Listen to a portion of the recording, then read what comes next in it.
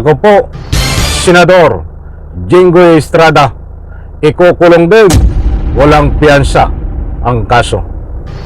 Alright, welcome back to my YouTube channel. I'm Andes Vlog.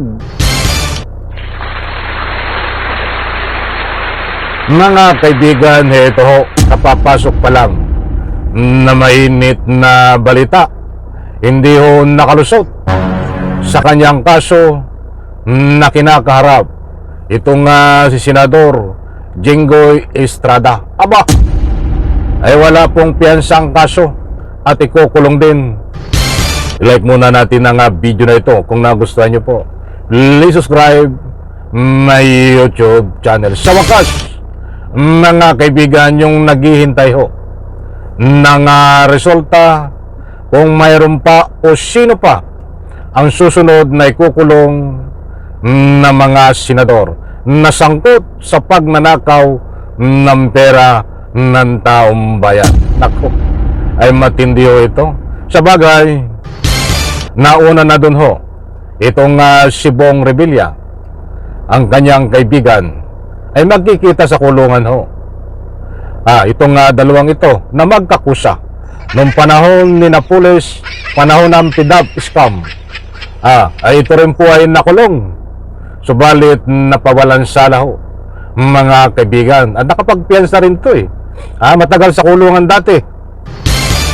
Subalit nagkaroon po ng pagkakataon na kapag piyansa din at napawalang sala, mga kaibigan. Pinadaanan ko ng kaunti yung kanyang background noon. Ito na ulit na naman. Aba, marami ang nagsasabi, kung nakulong ito noon, dapat hindi na naulit. Nakulong naman noon kung napatunayan talaga, dapat hindi na naulit ang ganitong pagnanakaw di umano ng pera ng taong bayan. Naku, mga kaibigan, ito ho, at ibabahagi ko po sa inyo. Usaping walang piyansa ang kanyang kaso na kinakaharap ngayon at makukulong din ho ito, senador na ito. Kapit mga kaibigan, wag po kayong alis. Shout out po sa lahat. Ibabahagi ko po sa inyo ang resibo. Katunayan, ay gusto ko munang kunin ang inyong panig. Pabor po ba kayo kung naniniwala kayo na ito'y sangkot sa pagnanakaw ng pera ng taong bayan na pinadaan sa Ghost Flood Control Project scandal? Itong si Senador Jinggoy Estrada.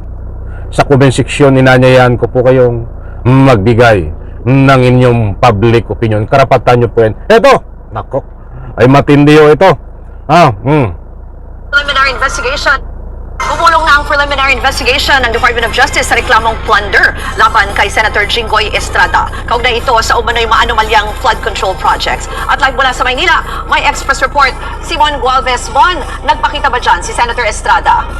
Ayun mga kaibigan, magandang balita ho. Napakalapit to sa katotohanan nito.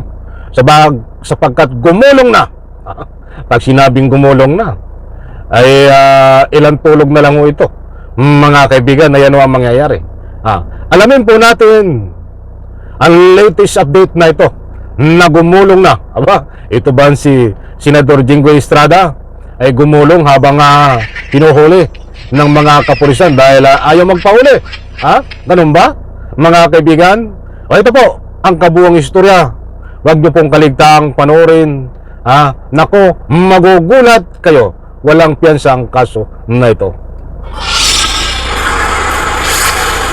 Ruth, hindi humarap si Senador Jinggoy Estrada rito sa Department of Justice para nga sa preliminary investigation kaugnay sa reklamong plunder na isinampalaban sa kanya. May kinalaman nga ito sa mga di umano'y maanumalyang flood control projects.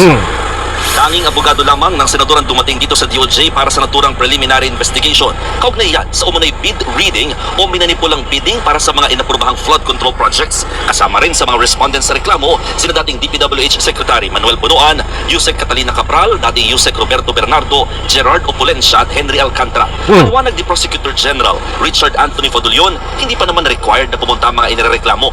Yan ay lalo't reception of records o pagtanggap sa mga dokumento lang naman daw ang nakatakdang gawin. Ayun, maliwanag. Hindi pa required, mga kaibigan, na kahit hindi humarap, kahit magtago pa, itong Senador Jinggoy Estrada ay pipili naman hindi siya humarap, mga kaibigan. Ito pa, patapusin po natin at ito ang matinding matutukos sa inyo. Bahagi ng pahayag ni Prosecutor General Richard Padulyon. When the time comes that the counter affidavits have to be submitted, the next scheduled hearing, then that's the time that they will be obliged to appear. Ayun, maliwanag. Bukod kay Senador Estrada, naharap din sa reklamong plunder sina dating Senador Bong Revilla at dating ako Bicol Party Nako. List Representative Saldico. Nauna nang gumuha. Ay, saka natin talakayin yan. May panibagong kaso pala itong si Bong Revilla, kahit nasa kulungan na, ay patong-patong pa rin po ang kaso na ongoing. Mga kaibigan, hindi po tayo nagpapakalat ng anumang fake news dito. Nasabi po natin at nabanggit po sa inyo na itong si Senador Jinggoy Estrada ay makukulong din, makakasama sa kulungan diyan po sa kulungan ni Bong Revilla, at wala pong piyansa ang kanyang kaso. Ay nandiyan po ang katibayan, mga mahal kong taga-subaybay. Ibinahay ko po sa inyo buhat sa News 5 na gumulong na ang kaso, at ito po ay ilang tulog na lang. Pag nagkaroon ng resolusyon, ilang tulog na lang, ipapile po diyan sa korte. Kasunod po niyan ay paglabas ng arrest warrant, sa maniwala po kayo at sa hindi. Ito po ay napakabilis na, mga kaibigan. Kaya huwag po kayong magugulat katulad ng nangyari ho diyan po kay Bong Revilla.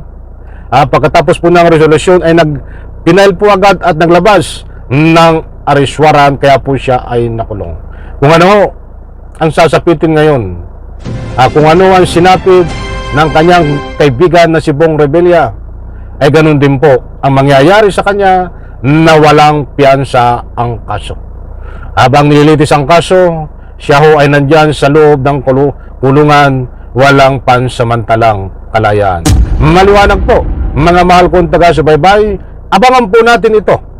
Katulad ng sinasabi ko sa inyo, sa maniwala po kayo at sa hindi, Jinggoy Estrada makukulong din, katulad ng nangyari kay Bong Revilla, dahil sila ho ay parehas ang kaso. Naniniwala po ba naman kayo, mga kaibigan? Abangan po natin, dahil bukas ho, araw ng Martes, may nakuha po ako na impormasyon na importanteng mahalaga na malaman nyo. Ba't ayaw kong pangunahan ang mga kinaukulan? Sila na muna bago ibahagi sa inyo. Abangan po yan at kabang-abang sa like ko sa video na ito. Maraming salamat, bye-bye. Palakpakan.